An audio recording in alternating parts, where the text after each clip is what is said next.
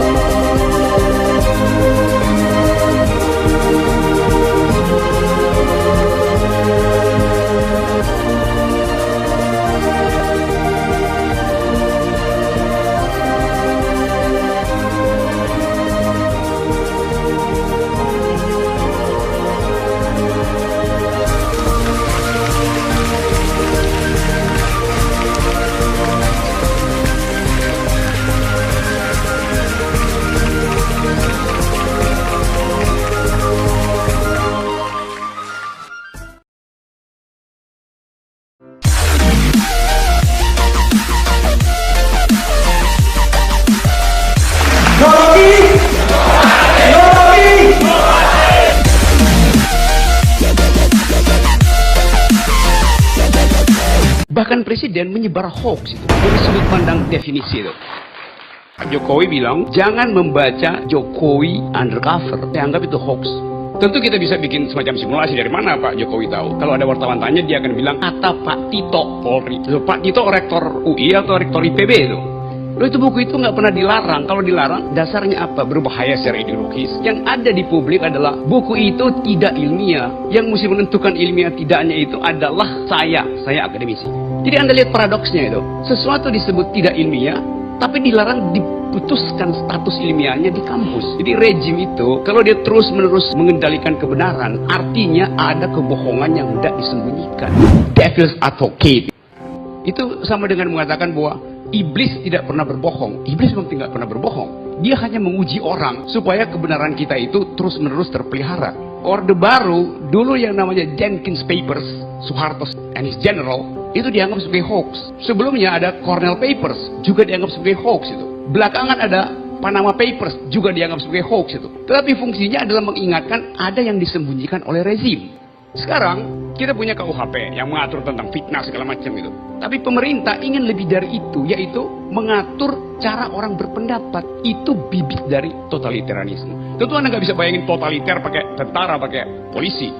Itu zaman dulu. Tapi totalitarianisme sekarang itu bisa dilakukan dengan cara yang sangat hegemonik, dengan soft power, mengontrol pikiran orang. It's a kind of totalitarianism. Kebebasan itu bukan hadiah dari negara, tapi hak yang mesti diperjuangkan setiap hari oleh setiap orang dengan cara sendiri dan dengan usaha bersama. Terima kasih.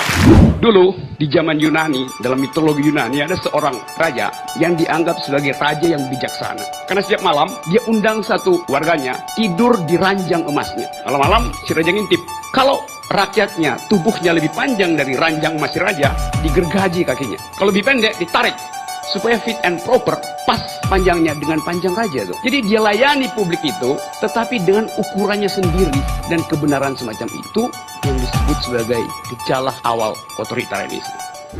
Pak Ahok bilang begini, Jakarta Human Development Index-nya tertinggi se-Indonesia 2 tahun berturut-turut. Oleh karena itu dia dapat award 4 kali. Sebagai fakta benar, tetapi sebagai pesan politik itu adalah hoax.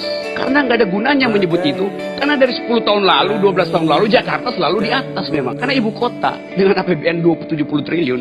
Nama menterinya Etienne Silhouette.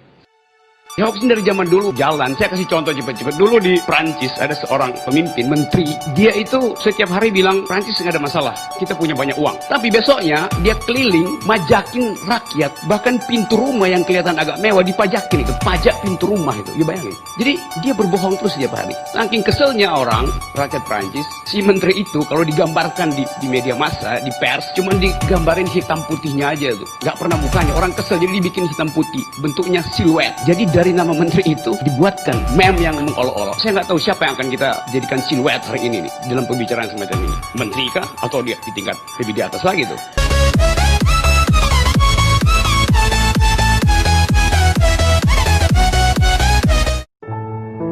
Hai.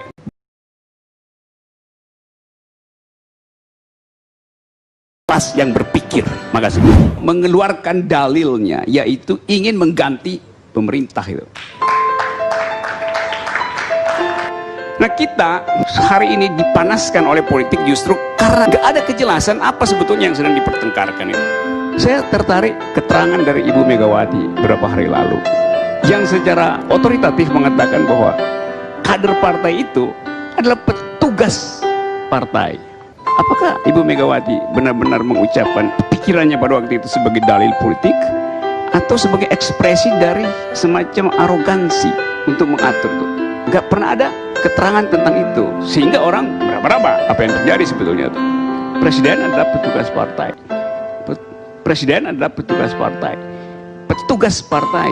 Karena memang dia di-brief oleh partai untuk mengucapkan kepentingan partai. Ucapan itu diselenggarakan dalam satu kultur yang feodalistik, sehingga orang bingung yang mana pesannya itu.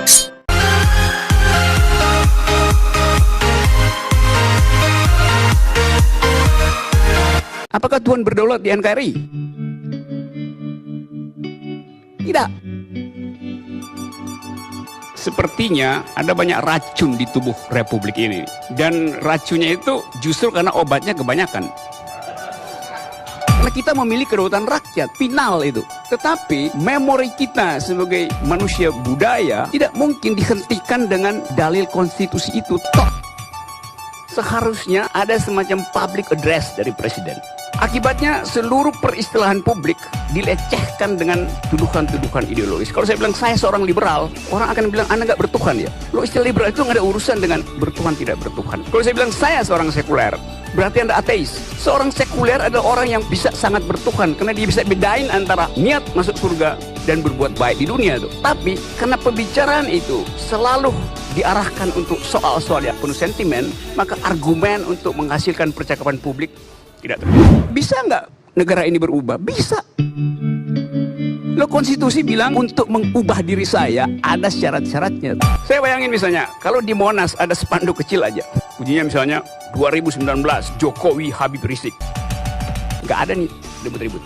Karena fungsional kan. Ruang politik kita yang kita sebut bebas itu sebetulnya isinya adalah transaksi jangka pendek antara dendam dengan dendam. Akhirnya orang masuk di dalam duel kesolehan. Lebih soleh siapa? Yang ada di Monas atau yang tidak ada di Monas? Negeri ini pernah punya obsesi dengan negara Islam. Sebutkan itu sebagai fakta tuh. Tetapi batas dari obsesi itu adalah konstitusi. Bisa nggak itu diwujudkan? Oh, itu soal pertandingan politik. Lain lagi soalnya tuh. 30 kali lipat ada di Monas. Tetapi kecerdasan politik, siasat politik tidak ditemukan, itu tetap sebagai fantasi itu. Dua orang ada di Monas dan berhasil untuk mengubah jadi kekuatan politik, ya berubahlah negara ini. Secara formal begitu, itu gunanya ada amandemen.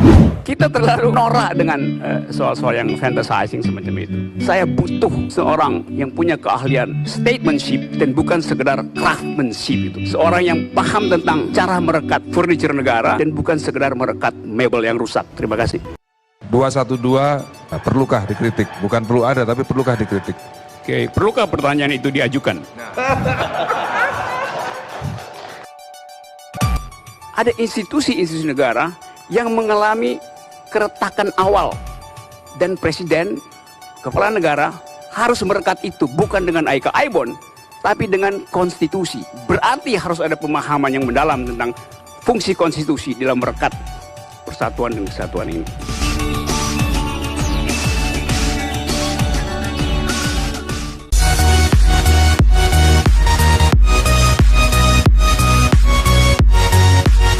Saya mau ambil risiko berseberangan secara habis-habisan dengan saudara, sebab dalil kita bernegara dibikin kacau karena retorikanya diucapkan berlebih, substansinya enggak. Hak imunitas itu jangan didewakan. Seharusnya kita mulai cicil untuk menghilangkan hak imunitas itu, baik pada DPR maupun pada presiden. Kalau presiden imun, DPR imun, dua-duanya saya yang kasih makan ketimun.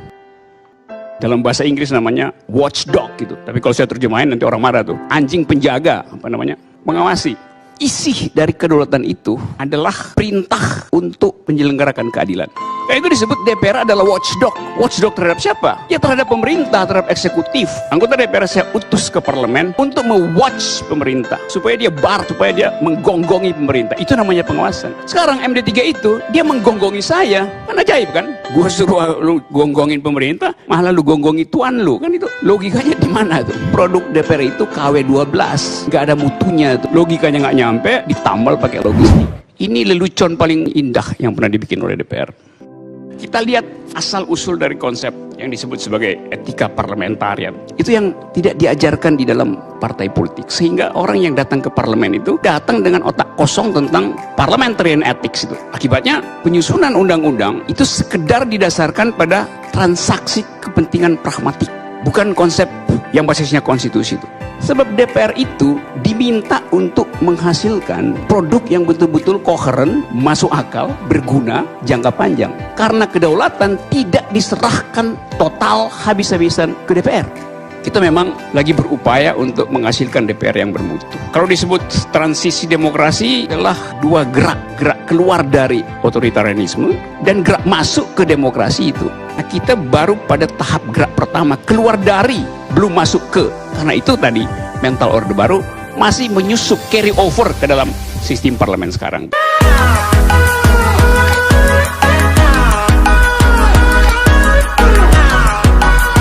Separuh dari Twitter yang masuk ke saya minta Rocky Gerung jangan diundang lagi, tapi separuh mensyaratkan ALC harus ada Rocky Gerung. No Rocky Gerung, no party katanya. Jadi tanya, apa salah Bu Mega dengan Bang Rocky Gerung? Nggak ada. Perasaan saya ini soal politik, bukan soal personal. Ini sudah main politik, bukan ini personal. Ini sudah main politik, bukan ini personal. Bapak merasa dekat dengan SBY, merasa dekat dengan Megawati sehingga Bapak bisa menilai mereka berdua dengan kacamata Bapak. Itu nggak benar, Pak. Yang benar?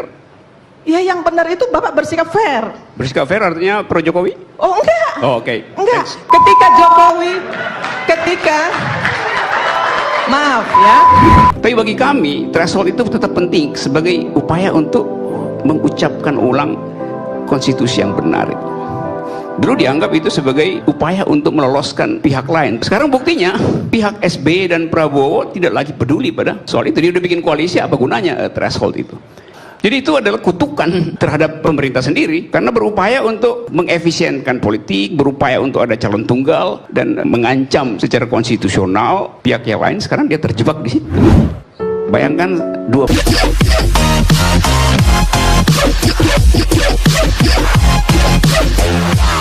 Karena mulut badan binasa itu. Kendati butut tapi tetap ingin kuasa itu. Itu hal yang remeh-temeh, tapi karena ada problem margin elektabilitas, maka berebutlah kita di situ tuh. Lalu kita berhenti berargumen kampanye tentang ide, tentang visi. Nah, masyarakat kita sekarang diguyur dengan itu tuh, kehilangan kemampuan untuk mengolah argumentasi. Jadi ada semacam pasar gelap kedunguan, black market of stupidity itu.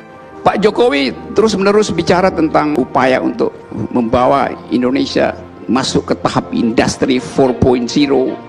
Kalau itu misalnya dibuka sebagai tema politik di forum ini dan betul-betul kita bahas, kita bedah satu persatu jalan pikiran itu bisa jadi contoh baru bagaimana kita berpolitik dengan membedah konsep. Bendera itu penting, banner itu penting, tapi itu kan menandakan bahwa kita nggak mampu berargumen. Karena itu kita pasang banner, kita pasang bendera. Apa gunanya soal-soal semacam itu? Terpaksa saya kasih kritik pada Pak Jokowi karena nggak mungkin saya kritik Prabowo, dia nggak kuasa, ngapain?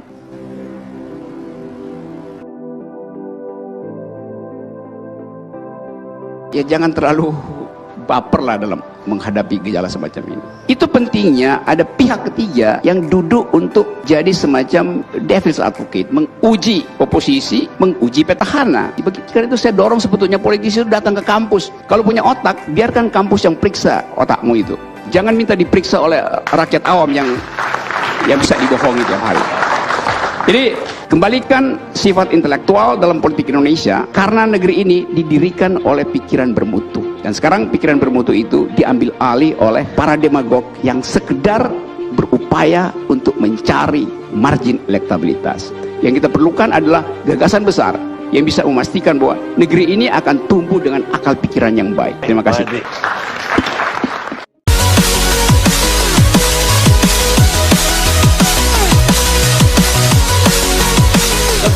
Hoax itu pernah dilakukan oleh seorang yang namanya Alan Sokal, seorang profesor fisik di New York University. Dia menulis satu paper tajam di majalah Social Text, majalah yang diasuh oleh profesor-profesor ilmu sosial. Setelah terbit artikel itu, Alan kemudian terkenal sebagai Alan Hoax. Alan Sokal bilang begini, saya barusan menipu Anda. Itu membuktikan bahwa Anda tidak kritis terhadap artikel saya. Karena artikel saya itu artikel buruk, Anda puji-puji. Artinya tidak ada review di dalam dunia akademis, bahkan terhadap artikel ilmiah.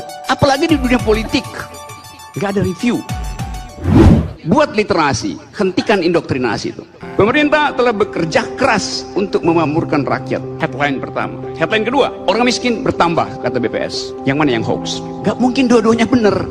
Ditangkap polisi misalnya di jalan raya, dia akan tanya SIM-nya mana? Saya kasih tahu nih SIM-nya. KTP-nya mana? Loh, Pak polisi tahu nggak? SIM itu dibuat atas dasar KTP.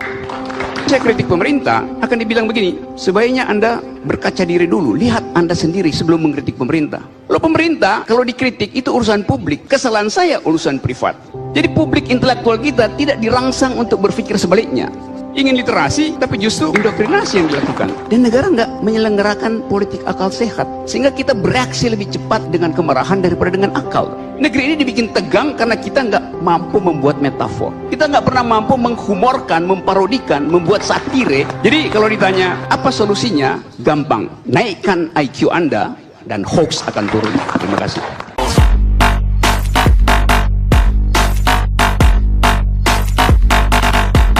Tahun-tahun 40-an ada konflik sejenis.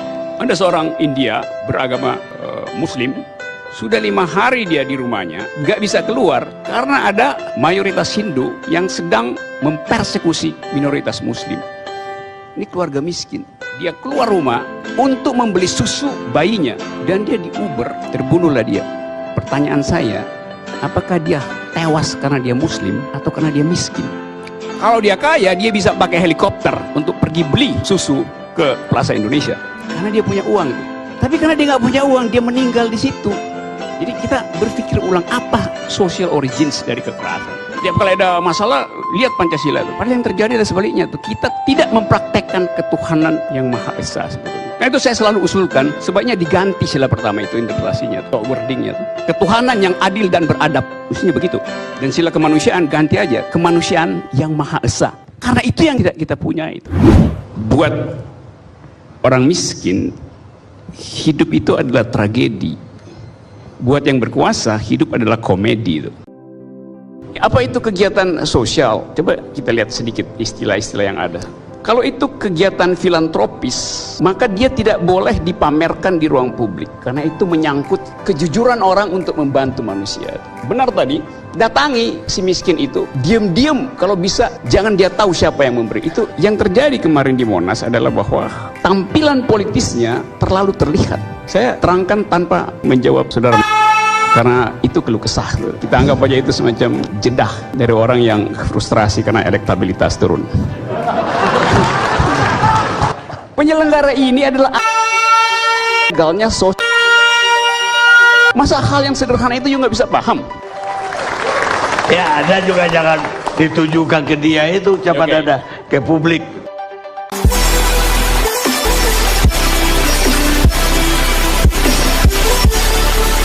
Orang berpikir ulang, apa sebetulnya motif istana memviralkan kesolehan presiden di Afghanistan? Demi apa? Diplomatik, statistik pemilu.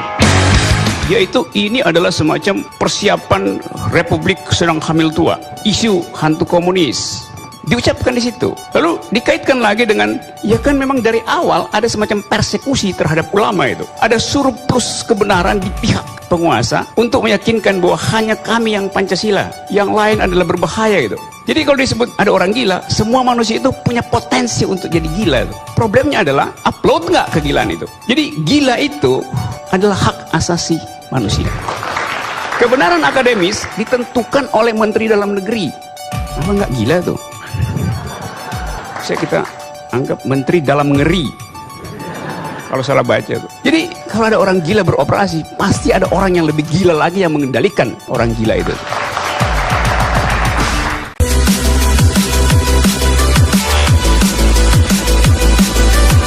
Asbabun nusul dari korupsi adalah politik. Korupsi dalam format Bhinneka Tunggal Ika tuh. Maka seharusnya bukan sekedar pada Novanto, karena jaket warna orange itu kan sebetulnya campuran antara warna kuning dan warna merah, baru disebut orange itu. Panggung selalu ada dua, yang di depan dan yang di belakang. Orang selalu sebenarnya ingin mengintip di belakang, karena di belakang ada kasakusuk, ada asik masyuk. Yang dipentaskan itu urusan 300 juta, 200 juta, ya itu gampang betul lah, itu pasti transaksinya langsung saling tangkap itu. Tapi kalau udah triliunan, itu pasti nggak ada transaksi langsung. Uang itu pasti berlapis tibanya, karena memang direncanakan agar supaya alibinya juga berlapis. That's the logic itu. Jadi saudara Novanto keahliannya itu tunggal, yaitu mengatur transaksi politik. Di dalam kepalanya itu ada skema besar yang akan dia cicil sambil menunggu situasi politik. Armada itu harus dipimpin oleh presiden, kepala negara. Mungkin sekarang presiden kecapean sehingga Setia Novanto ambil alih kemudi sementara.